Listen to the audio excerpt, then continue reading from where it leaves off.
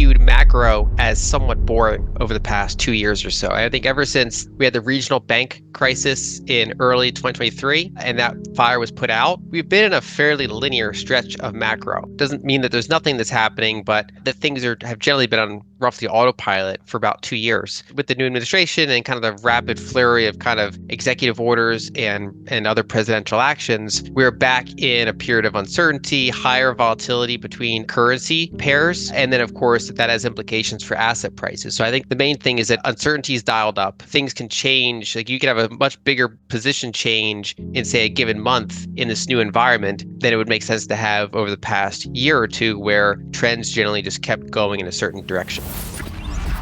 If you go back 3 years to 2022, there were many of us that were bearish at the time because we had Fed tightening, we had fiscal tightening kind of all occurring together. And we had purchasing manager indices rolling over, various economic indicators rolling over, high price of oil, all sorts of factors. And what really kind of changed is that by the end of the year, and especially in early 2023, we started to see the Treasury offset some of the Fed's liquidity drain. So the Fed was still doing quantitative tightening, was still holding rates high, but the Treasury began issuing more of its debt as T-bills, which are cash-like. It's closer to money printing than issuing at the long end of the curve. And specifically, like you point out, they had over $2 trillion in the reverse repo facility. We can think of that as extra QE. They did so much QE that banks, just because of their kind of regulations, they can only actually hold so much deposits. They can only hold so much liquidity. It's kind of like a cup. If you pour enough in, eventually you reach the brim and no more liquidity will fit in there. And so liquidity spilled out into the reverse repo facility. And so that's all like a pool of extra liquidity if you can get it out. And one of the easiest ways to get it out, issue a ton of T-bills. And then money market funds start buying those T-bills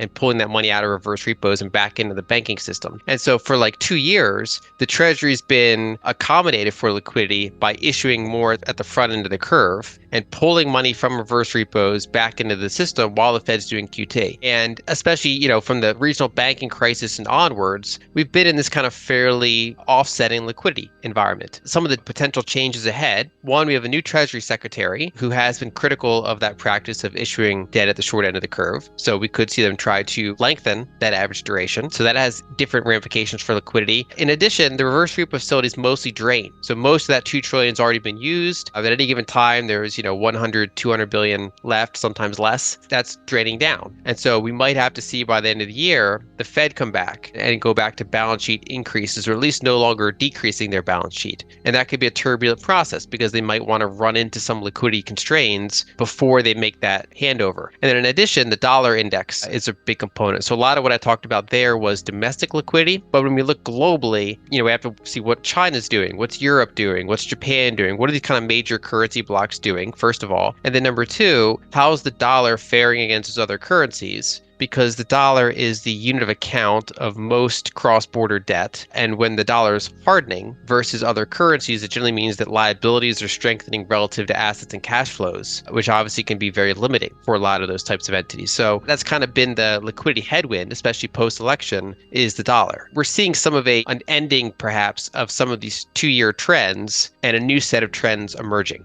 I don't think that there's enough visibility to say for sure that this year is going to be worse for asset prices or that liquidity is going to be worse in general. But there's a number of decision points at the current time that increases the likelihood of some of those things happening. So obviously one of the biggest curveballs and one of the hardest things to predict is what's going to happen with tariffs and how intense is the tariff war going to get? Because that's, tariffs are essentially taxes. And if we see a lot of cross-border taxes pile up, we could see slowing economic activity. We could see profit margins of various companies be hit, and we could see just uncertainty delay business decisions, or we could see very minimal of that. We could see a softening of the trade war. We could see a delay of tariffs. You've already kind of seen a pushback of some of these, potential Mexican and Canadian tariffs. Chinese tariffs, they're kind of entering in place, but they're not as big as maybe some of the bears feared they could be, at least as an opening volley. Those are a very hard variable to estimate. Then we have to look at what's the Treasury Secretary going to do. And are we going to see a handoff from Treasury provided liquidity and Fed sucking liquidity out to the Fed maybe being more neutral and the Treasury also being more neutral? And I think that's probably a transition we're going to go through this year that will probably have some bumps along the way. So I do think that this is overall time for a little bit more caution before the next liquidity cycle.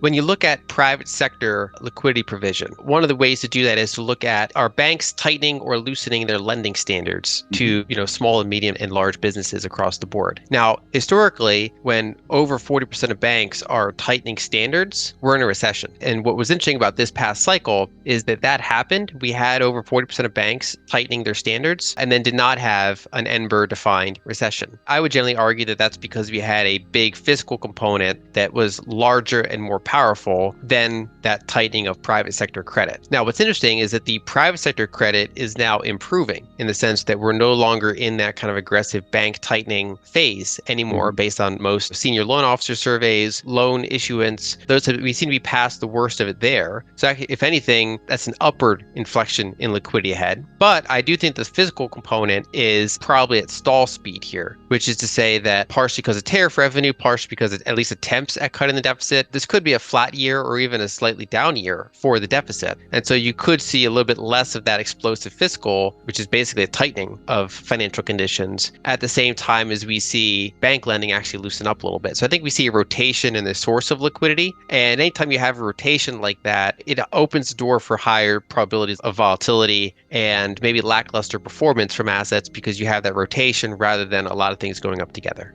Yeah, so I'm very confident that deficits are going to remain large structurally, but that doesn't mean you can't have a tightening year. I do certainly think that this next 18 months is one of the biggest tests we're going to see for the whole nothing stops this train thesis. We have now an advisory group with a lot of power, Doge, that is specifically trying to cut the deficit, and we have what is fairly rare among Republican politicians is the willingness to raise taxes. In this case, they're willing to do it as tariffs and not as the other types of taxes that we normally pay. And so the combination of being willing to increase revenues while trying to get a little bit more aggressive with cutting certainly opens the window for some fiscal tightening here. Essentially, the train slows but keeps going. Now, I think we have a fairly measurable outcome here, which is that Doge wants to be largely complete by mid-2026, the 250th anniversary of the country. And so that gives us about a year and a half to see, okay, well, what's going to happen along this time? My estimate is that we'll see a lot of optical cuts from Doge, meaning a bunch of multi-million-dollar properties that are consolidated and multiple kind of programs terminated. But then when you add those together, they will represent a fairly small share of the budget because they're not the big components like Medicare expenses, Social Security, interest expense, overall defense spending, veterans benefits. I think the big checks are likely not going to be affected as much as some of the strong Doge proponents think they will, even though I think there'll be a lot of smaller line items that, discussed. I also think the tariffs do represent a revenue source, but I think that when the negative effects start hitting from some of those, should some of those bigger tariffs go into effect, it could potentially slow down the economy. One of the reasons why the U.S. deficit in particular is so hard to structurally reduce is that the U.S. is very financialized. So, for example, there have been times in the past where Canada or Germany were able to significantly lower their sovereign debt to GDP ratios, but their economies were not very financialized at the time, meaning the tax revenues were not heavily correlated with asset prices. Whereas in the U.S., partially because of wealth concentration, partially because of how we structured our taxes, the government's tax receipts tend to be pretty correlated with asset prices on somewhat of a lag. So if you have a flat or a down year in the market, the next year for tax receipts is likely to be fairly weak, all else being equal. And that makes even austerity attempts hard to do because you could trim spending, you could try to raise revenues, but then you could end up with a situation where asset prices start to get lackluster and then your tax revenues don't come in as strong as you think and the deficit remains fairly wide. So the summary of all that is to say that this is certainly an 18-month window where there's more risk to slowing the train than there have been for the past few years. I generally will take the under on how much it's going to slow by, but this is certainly the time period to watch. And I guess what gets more interesting afterward is if they fail to meaningfully slow the train, how will public perceptions change around that? Will that become a more accepted thesis? Should even this pretty rigorous attempt fail to stop it? If he's successful, I would generally expect more disruptions than the market probably thinks, because you'd be talking about the changing of multi-decade trends. And so one of the things I've highlighted before, for example, is how entrenched those trade deficits are. The dollar is the world reserve currency, and that means there's a lot of excess demand for it by entities around the world. And so it tends to make the dollar kind of perpetually overvalued compared to what you'd expect on a trade balance basis or an interest rate differential basis. And that gives us a lot of importing power, which also hurts our lower margin export power, especially our manufacturing. And so the way that we kind of meet the demand for dollars around the world as the global reserve currency is to run these big structural trade deficits. I think one of the most challenging aspects of the administration is they explicitly want both. They want to reduce trade deficits, but they also want to remain the world reserve currency, even though those trade deficits are ironically what supply dollars as part of that global reserve currency. So I do think that attempts to pull back from that are likely to be disruptive. If things go well, the legacy of this administration be they started the trend of reversing some of these big imbalances and that there were market disruptions associated with that. So for example, if you do switch more to a tariff model, you could see higher near-term inflation. We've also seen some of the economists that are close to Trump have called out how this is likely to be disruptive early on, likely to be strong for the dollar early on. But then as you get into the process, you could see a natural or an intentional weakening of the dollar, which is part of that trade balance coming into effect. It'll feel more positive to a lot of markets when you have that weakening dollar, because that's basically a pro-liquidity action, even though it can be inflationary. I do think that trying to slow down the trade deficits, trying to change the direction of fiscal deficits is very unlikely to occur without major disruptions. And that's partially because there's a real physical aspect here, which is it takes a long time to move manufacturing facilities. They are where they are for a reason. And so there's more cost, there's more time, there's other things you don't think about, like shipping infrastructure or enough electricity capacity to run more manufacturing, or just more energy production and consumption in general to support all that. The more successful they are at trade deficit reduction or fiscal deficit reduction, you're likely to get more turbulence in asset prices, GDP growth, and that kind of thing, at least for that initial, call it 2 years.